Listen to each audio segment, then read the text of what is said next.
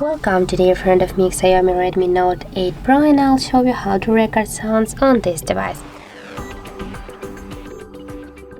So first you should go to the tools folder and launch the recorder application.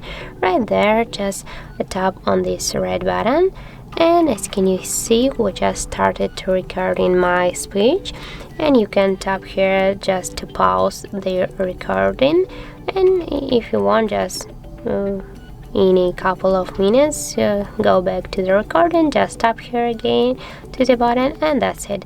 And if you just tap here to the OK, you can save the voice recording. Here you can rename the recorder. For example, we can just stay with the date and tap here to OK. And now when you just save your recording, you will find the recording here on this on the right side here in the burger menu. And as can you see, here we got what is recording. And just if you want to, for example, delete the record, just hold for a while the recording, and you can send, rename, or also you can delete and just confirm here to delete. So that's how it looks. If you found this video helpful, remember to leave a like, comment and subscribe our channel.